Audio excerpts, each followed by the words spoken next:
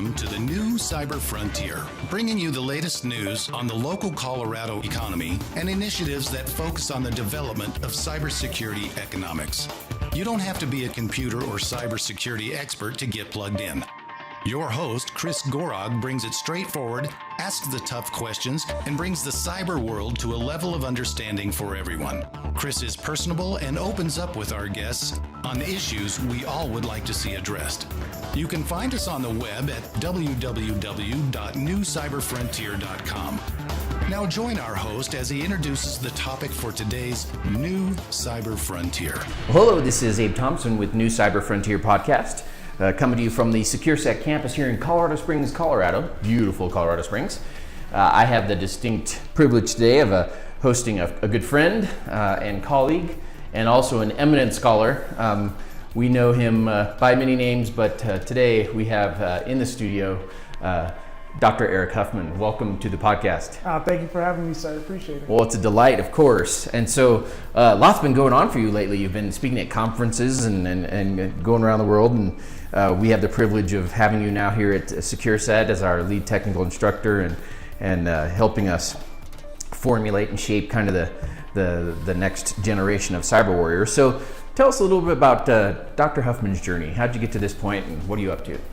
Well, I always loved computers, so I've been building computers since I was a kid. My dad was, he's a retired Army, and he would always work with computers, and I remember having the old Commodore 64 with the turbo button on it. And so through junior high, I built my first computer, so I love technology ever since then.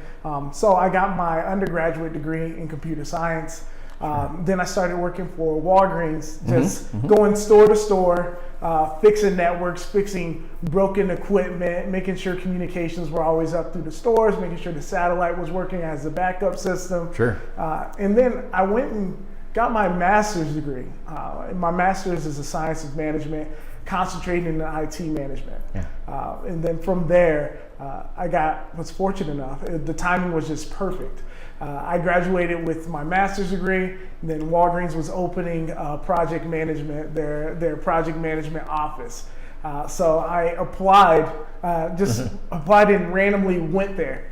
And so I randomly went up to Chicago and was fortunate enough to help stand that up and help facilitate some IT management for Walgreens for years.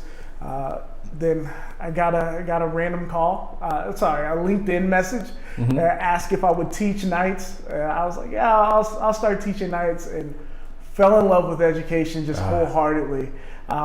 Then after, I just had to continue on and with my doctorate degree and complete my doctorate in management, and just loving it ever since. And since then, I became a dean of that college. Then moved to another college as an academic dean there as well. And then had the pleasure of meeting my brother Abe Thompson, which brings me to SecureSet. And also in the mix, I started my own company, Handshake Leadership. We focus on organizational development, leadership development, and cyber education consulting. We help teach K-12 secondary teachers how to teach cybersecurity, and we help certify them as well. So Critical. Yeah, helping them. So we help make sure that the children have what they need in the classroom. There's a lot of programs for children out there. The NCC is doing fantastic work. SecureSet's doing fantastic work, just helping engage the youth in cybersecurity. Yeah. But there's not a whole lot for the teachers. Yeah. And so we're here to help the teachers out to make sure that they don't feel their students know more than they do, because some teachers feel like, they barely know anything, and the children are just running circles around them in regards to cybersecurity, in regards to technology in general. But we're here to help that. We want to solve that problem locally. Well, I have a middle schooler that thinks she knows more than I do, so maybe it's a common thing. Well, yeah, that's it's a fascinating world out there. Children are learning a lot. Sure. We're in a midst where they're technology natives, and I think we're going to make that transition from children being technology natives to cyber natives. To where they're going to grow up and they understand that things are permanent now. It's unfortunate. I'm glad when I grew up, like Facebook and MySpace and all that stuff wasn't a huge thing. Sure. However, these children now, you make a mistake and it just blows up, and that kind of sticks with you forever. Yeah. Once you can't delete everything. It used to just be that old lady down the street that said, "Oh, I know what Abraham's doing." You know, so she'd get in trouble. Let's break away for just a moment to hear from our sponsors. We'll be right back with the rest of today's show right after these brief messages from our sponsors. Cyber Resilience Institute helps build strong cyber communities designed to prevent members from attack. Like building a neighborhood watch, it takes coordination and a sharing community to protect our identities and valuables in the virtual world. Typically, we hear that organizations know they need to do something to protect their cyber assets, but don't know where to begin. Let Cyber Resilience Institute help your community create an action plan. Cyber Resilience Institute will build your community or business marketplace so that it is designed to support a collective cyber defense. Contact them for more information at cyberresilienceinstitute.org. Welcome back to the new Cyber Frontier podcast. This is Abe Thompson from the SecureSet studios here in Colorado Springs. I have as my guest my friend and brother, Dr. Erik Huffman, and we were just kind of reminiscing about his story and how he's gotten here. Now, Erik, you have a compelling and fascinating topic that has drawn a lot of attention, really around the globe. I would assume, at least around the country, and that relates to the psychology of cybersecurity. Yes, sir. It's cyber psychology. It's unique in its infancy. The entire subject is in its infancy. There's not a lot of people doing research about it, but it's how the human mind, how the brain works in a cyber environment. Because what we're dealing with here is an iPhone or an Android or a laptop or a server. It's not a tree or a desert. You know, something we're not built for this. Yeah. And so, in regards to like phishing attacks have been the number one attacks for about 12 years now. Right. Probably closer to 15 years now. Unfortunately. Yeah, right? and what that means is we're being fooled. So we have to deductively reason our way through these attacks. And so the problem with that reasoning is you read in your own voice, or you read in someone else's voice. Like if you see a picture of Morgan Freeman, you're gonna read in Morgan Freeman's voice. Morgan Freeman. Yeah, because we all love Morgan Freeman, and we recognize that voice. So you read in that voice. You don't read in the dark, creepy person eating Cheetos in his basement, drinking Mountain Dew. You don't read in that voice. That's just not how this works. So now that you're reading in that voice, it just makes it easier to fool you, because if I walk up to you in the street and just say, "Hey, can you give me your bank account information?" everyone is going to say no. But if you can write a well-articulated email and you can make a compelling statement, get some social validity to it, you may be able to fool some of these people. And so we see the bad actors playing a huge role. They're using that to their advantage, the knowing that they can get you to trust them. You know, just like how people get, unfortunately, they get catfished. They fall in love with a persona online. It's the similar things that happen within cybersecurity in regards to these attacks that happen, because we haven't quite made a move to learn to operate within this environment securely at all. And we're not cautious enough, and to a certain extent, there's a bit of innocence left in this realm. Yes. That we're easily taken, or naivete, probably a better word. Yeah. There's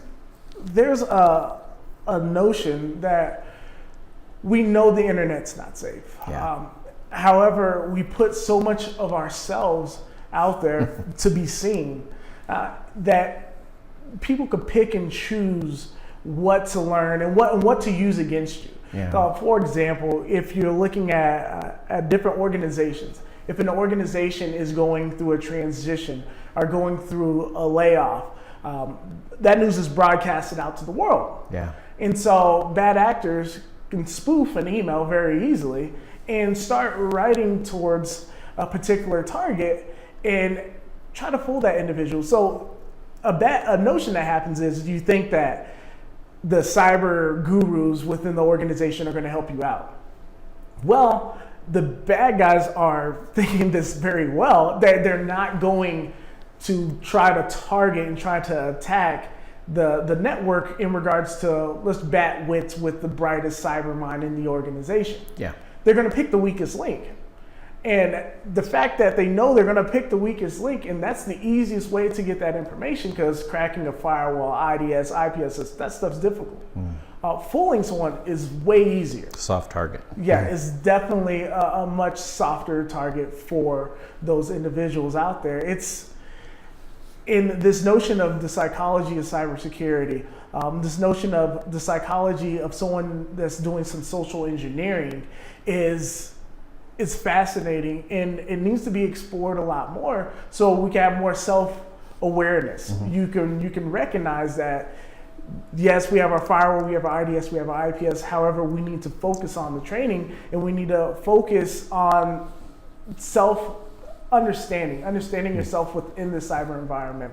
I like to use the analogy of someone's mother. My mom, she's not a cyber person, not at all. She's definitely not. And it's unfortunate, but you have to think about the truth behind it. In that, in order to hack me, you might want to target my mother. Yeah. And then once you get to my mother, you can send a message from acting like it's from my mother to me, and I'm gonna react totally different. Yeah. And that reaction is because I'm not reading in my voice. I'm reading in her voice, and I'm seeing what she needs, and that emotion gets involved in that, and that causes a different type of reaction from someone. Yeah. In regards to email, it's been proven that you're easier to hack in an informal setting. And if email it's become so common, email is now seen as an informal setting. You know, you can joke, you can send whatever you want in an email. Now that is an informal setting, you're reading an email or you're reading a message, and you're more open. You're more open. There's a big 5 model for cyber victims.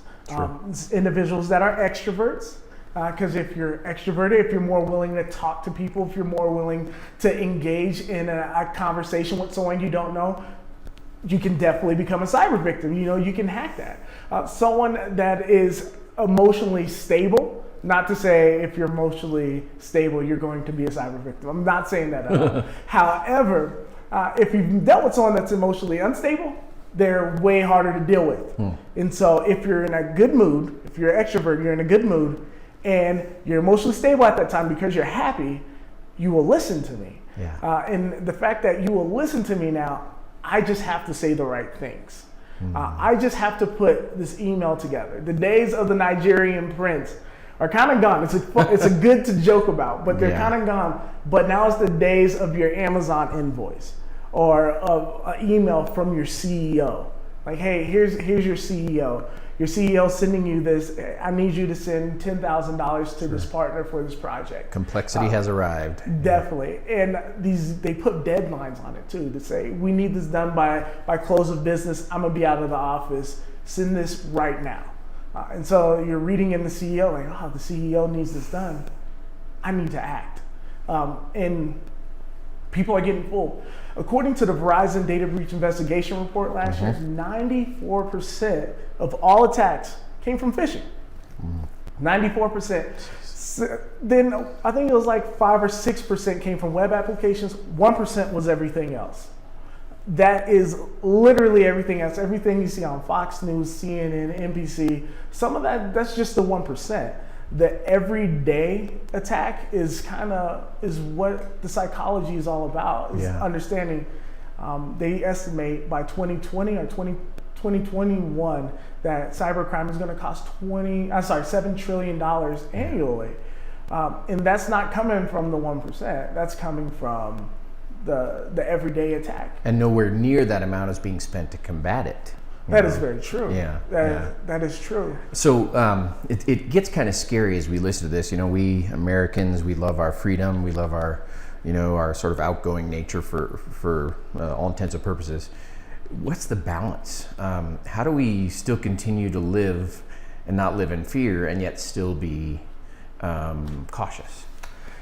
Well, so that's an interesting question because you can't operate in fear. But I do say there's a healthy dose of fear is good. It starts with that level of understanding and being, as a cyber community, to be introspective for a second.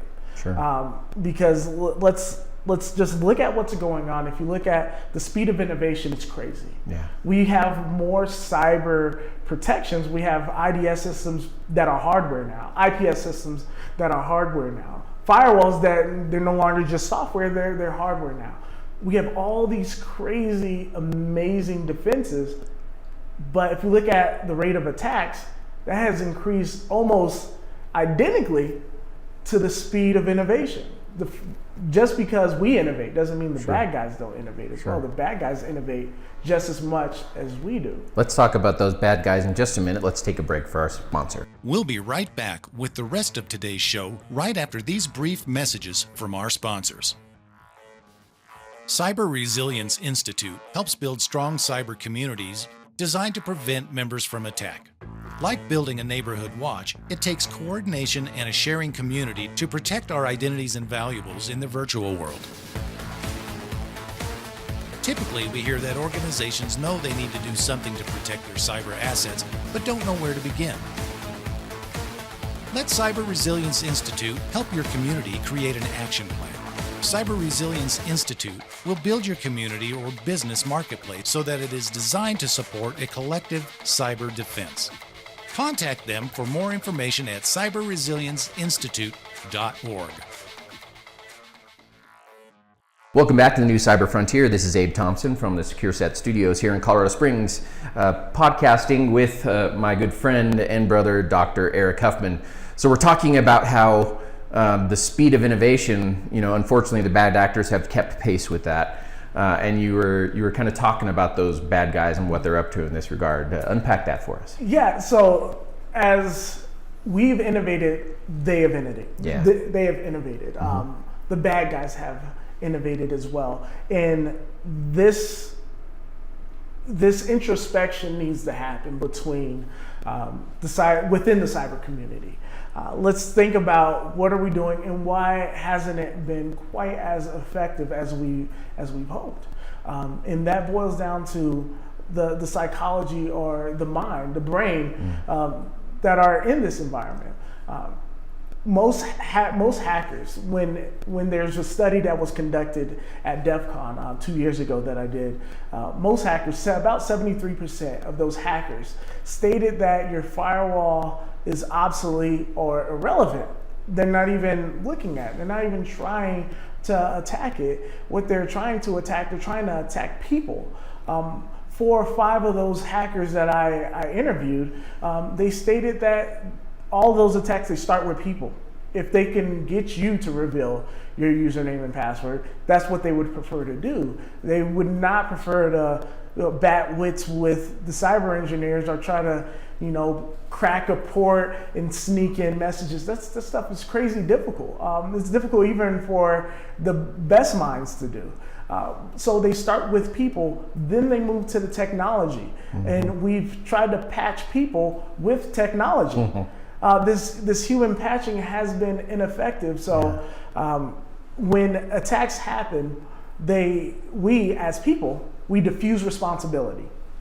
So there's a phishing attack that would happen and your organization gets ransomware. Yeah. The organization gets ransomware. The person may say, why didn't the spam filter catch this? It's the spam filter's fault. It should have went to spam. It should have been blocked. This should not have happened. There should have been some type of technology to help us out.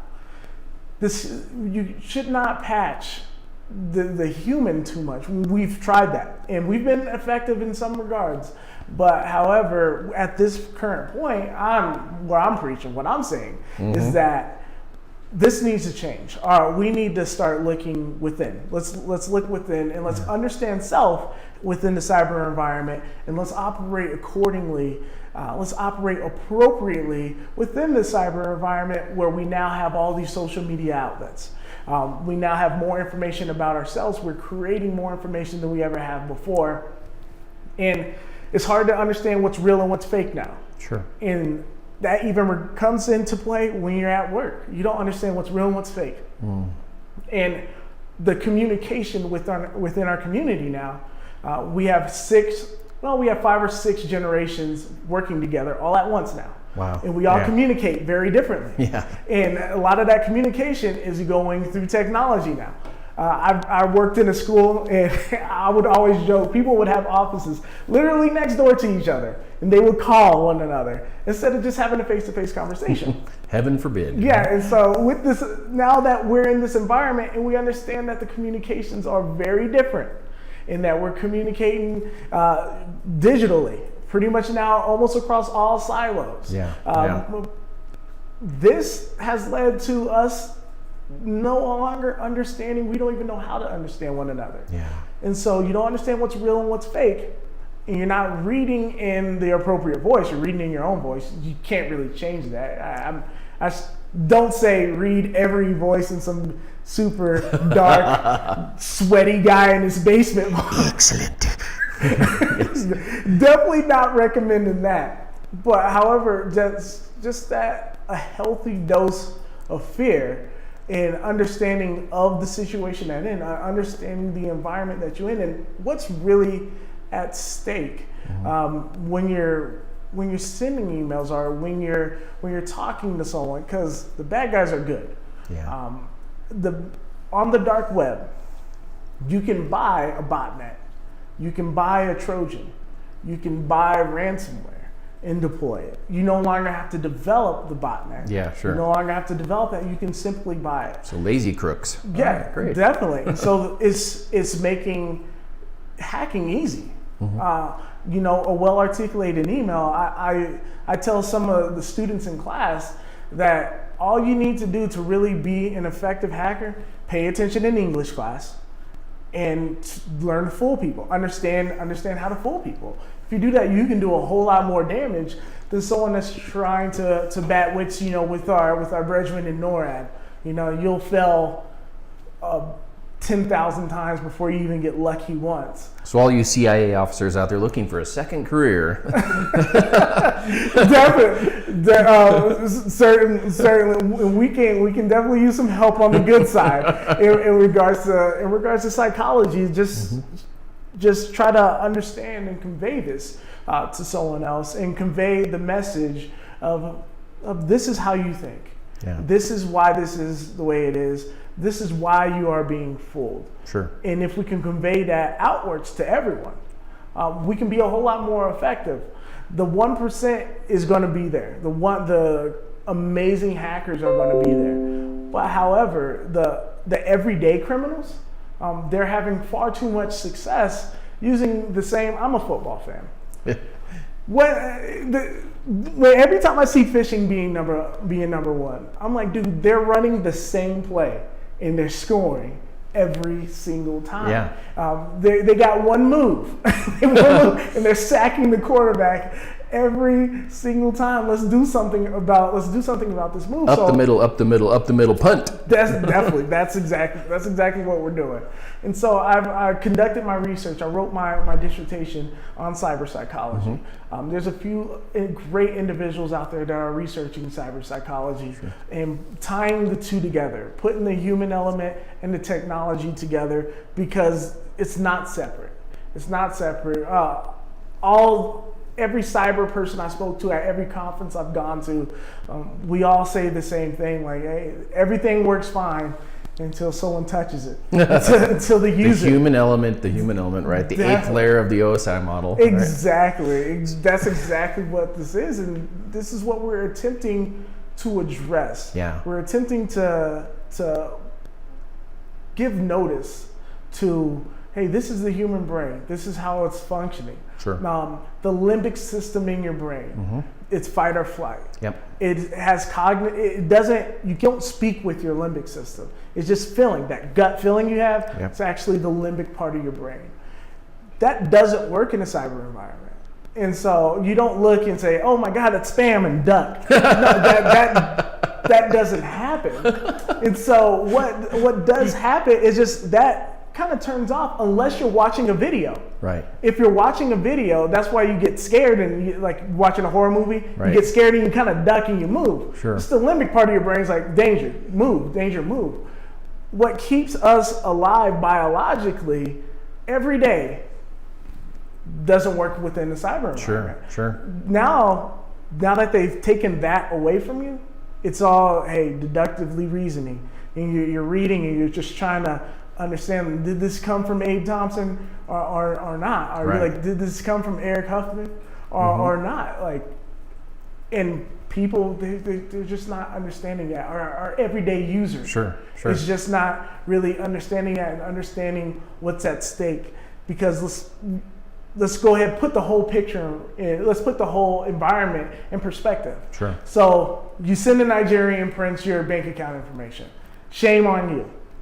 If you have Wells Fargo, Chase, or something like that, they drain your account. However, fraud alerts. They say, hey, you know what? We're going to give you your money back for now as we conduct this investigation. We're going to put a stop to it. So what's the risk and what's the reward? The risk is, hey, all your money gets stolen away, but your bank most likely has your back. You know, the fraud alert. We've all, well, not everyone, a lot of people have been victims of that, and most likely the bank has your back. The reward, $1 billion from your Nigerian prince friend now. Yeah. And so this risk and reward, it's not in fair balance. We don't truly understand the severity of what's going on. The severity of $7 trillion annually. Wow. I don't know how we as a society can deal with that. Not too long ago, this idea of sort of your emotional intelligence or your emotional IQ was introduced, and it's almost as if you could be advocating for a cyber emotional IQ. Yes, sir. And so it sounds like there's a challenge to be solved. I mean, what ideas do you have to allow people to assess their cyber awareness, and you know, where do they go to get that expertise? Yeah, the cyber emotional intelligence is certainly being researched right now. Yeah. A lot of, as I stated before, a lot of this is in its infancy. So we're trying to find out a lot about cybersecurity and psychology and put it together. So a challenge I have to everyone that I speak with in regards to cyber psychology is do some research, do some introspection, do some self-awareness, and have that healthy dose of fear. And how you assess yourself is understanding what are you putting online, what information is put online, and being able to deduce and find good information. Become a great researcher. Sure. It doesn't take a doctorate degree to be a great researcher, but if you are a great researcher, you're a whole lot better off than some of those that do not. Be willing to have a face-to-face conversation with someone. Sure. A lot of those things, once you break those technology barriers, puts us more into our comfort zone of what works well for humans. What works well is that face-to-face interaction, that conversation. What doesn't work well is reading on a computer and reacting quickly. Sure. We're in a speed, the speed of innovation. Actually, the only thing faster than the speed of innovation is the speed of business. Yeah. Business has to operate very quickly. Sure. And you're making decisions very quickly. And we're making poor decisions very quickly. And so honestly, it just boils down to, at this point in time, in regards to cyber psychology, is just understanding self. Yeah. And being willing to slow down for a second and understand that you are the target. Sure. Not your firewall's not the target. You are the target. Your IDS, IPS system's not the target. you are. Your bank account is not the target. You're the target. The goal is to get your bank account information. And once you get a great understanding of that, you can operate a whole lot better. It's not all is lost. But Sure. right now, where it's just Gloom and doom, maybe. yeah, right now, the clouds are looking a little gray. Sure. Because we have to turn this tide around. With the rate of attacks and the rate of successful attacks. Well, and some would say, and certainly we can agree with this to a certain extent. A technology-absorbed society often does lose some of the fundamental deductive reasoning skills and some of the things that make us human. Yeah. And so that's being exploited here. Yeah. Oh, yeah. We are certainly losing that, and it's unfortunate. And the more we rely on technology for communication, we're increasing our attack surface. Yeah. The more Facebook friends you have increases your attack surface. True. The more LinkedIn connections you have increases your attack surface. And we're becoming very well connected to say, hey, how do I get in contact with Abe Thompson?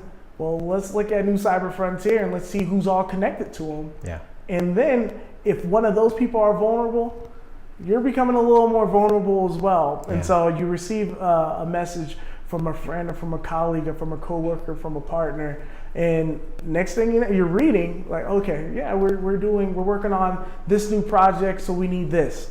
Sure. Sounds great. The attackers are smart, and they're making it easy to attack. Sure. In regards to spoofing, in regards to phishing, in regards to sending ransomware, sending Trojans. Sure. There's been studies. There's been a study done at a local high school and a local college here where they just drop thumb drives. And how many people pick them up and just put them in because they're curious. Yeah. And at a place of business, and unfortunately I won't reveal the company's name, we dropped some thumb drives. Not a lot of people picked them up, but however, if you write, layoffs on the thumb drive and you drop it, everyone's going to pick it up. And they're going to put it in their computer.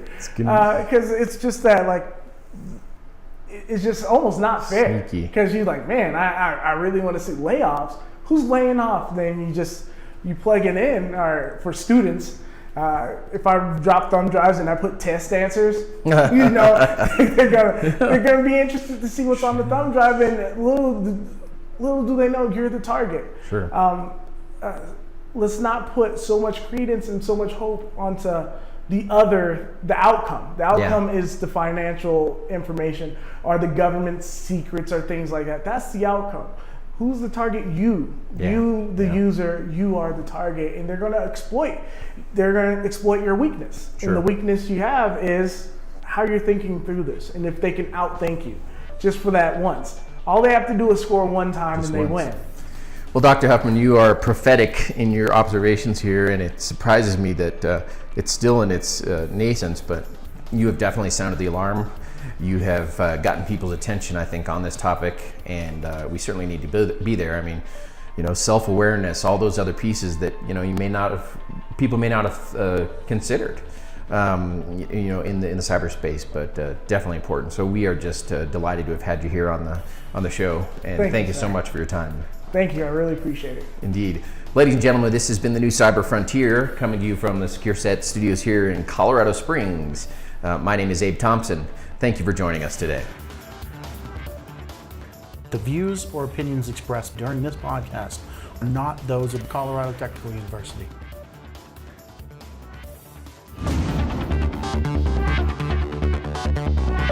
We hope you have enjoyed this episode of New Cyber Frontier. Remember to get involved. Often we think that someone else will handle privacy and security in the virtual world, but you are the only one truly in command of your virtual fate. Join our mailing list so we can keep you informed of breaking news and new releases. If you have an idea, if you have a question that you would like to hear answered, or if you want to get involved with our efforts, reach out to us at newcyberfrontier.com. We also encourage you to visit our sponsors' links, as they are the ones that really make this show possible. I want to thank each of you for supporting the show, and we look forward to seeing you back for the next episode of New Cyber Frontier.